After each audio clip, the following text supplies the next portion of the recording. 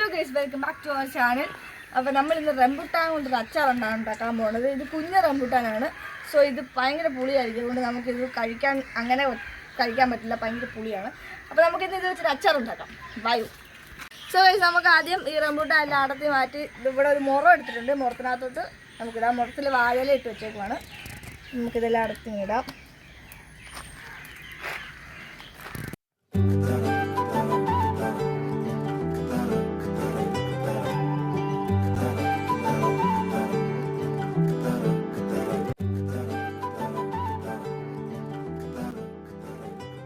ഇതിപ്പോൾ നമ്മൾ തണ്ടേന്ന് മുഴുവൻ പൊളിച്ച് മാറ്റി വെച്ചിട്ടുണ്ട്. റംബുട്ടാൻ വേർതിരിച്ചെടുത്തിട്ടുണ്ട്. ഇനി നമ്മൾ ഇതിൻ്റെ അകത്തെ സീഡ് മുഴുവൻ നമ്മളിങ്ങനെ എടുക്കാൻ പോകും. ഇത് ജസ്റ്റ് ഇങ്ങനെ അമുക്കി കഴിയുമ്പോൾ ഇതിനകത്ത് നിന്ന് ഇങ്ങനെ പൊളിഞ്ഞു പോരും. നമ്മൾ ഇതിനെ സെപ്പറേറ്റ് ചെയ്ത് എടുക്കാൻ പോവാണ്.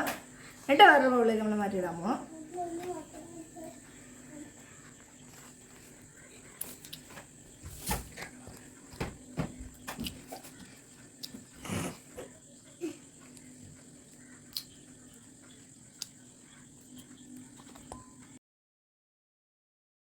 അപ്പോൾ നമ്മൾ നമ്മുടെ റംബുട്ടാൻ മുഴുവനും തോല് പൊളിച്ചെടുത്തിട്ടുണ്ട്.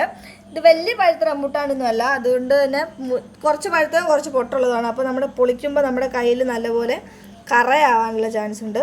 ഇത് നല്ലപോലെ നമ്മൾ വൃത്തിക്ക് കഴുകി എടുത്തിരിക്കുന്നതാണ്. അപ്പോൾ നമുക്കിനി അച്ചാർ വെക്കാം. നമ്മൾ അച്ചാർ ഉണ്ടാക്കാൻ വേണ്ടിയിട്ട് ചട്ടി വെച്ചിട്ടുണ്ട്. നമ്മൾ മൺചട്ടിയിലാണ് അച്ചാർ ഉണ്ടാക്കണേ. നമുക്ക് കുറച്ച് ഓയിൽ ഒഴിച്ച് കൊടുക്കാം.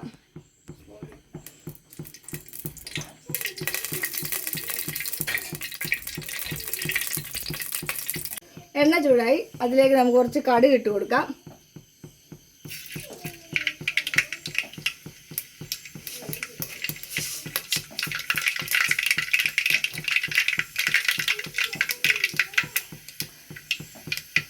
കടുകെല്ലാം പൊട്ടി കഴിയുമ്പോൾ അതിലേക്ക് കുറച്ച് ഉലുവ ഇട്ട് കൊടുക്കാം. ഇനി ഇതിലേക്ക് നമുക്ക് കുറച്ച് ഇഞ്ചി ഇട്ട് കൊടുക്കാം. വെളുത്തുള്ളി, 2 പച്ചമുളക്,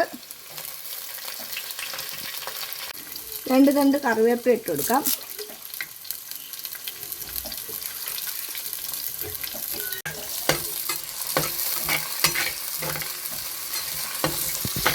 ഇനി നമുക്ക് കുറച്ച് ബ്രൗൺ കളർ ആവുന്നിടം വരെ ഇളക്കി കൊടുക്കാം. ഇനി ഇതിലേക്ക് കുറച്ച് മഞ്ഞൾപ്പൊടി ഇട്ട് കൊടുക്കാം. ഇനി ഇതിലേക്ക് കുറച്ച് മുളക് പൊടി, 1 സ്പൂൺ മുളക് പൊടി,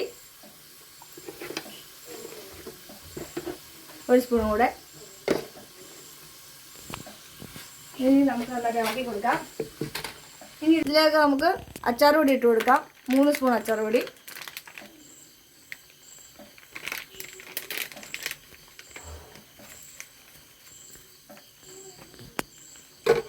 നന്നായിട്ട് ഇളക്കി കൊടുക്കാം. ഇനി ഇതിലേക്ക് നമുക്ക് 2 സ്പൂൺ വിനാഗിരി ഒഴിച്ചു കൊടുക്കാം. പുളിയുള്ളതുകൊണ്ട് നമുക്ക് ഒത്തിരി വിനാഗിരി വേണ്ട, ശകലം വിനാഗിരി ഒഴിച്ചു കൊടുത്താൽ മതി.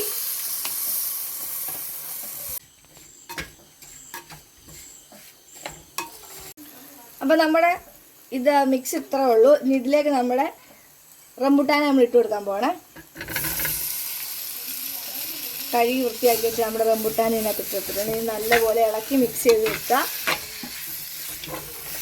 ഇനി ഇതിലേക്ക് നമുക്ക് ആവശ്യത്തിനുള്ള ഉപ്പിട്ട് കൊടുക്കാം. നന്നായിട്ട് ഇളക്കി നമുക്ക് വേവിപ്പിക്കാം.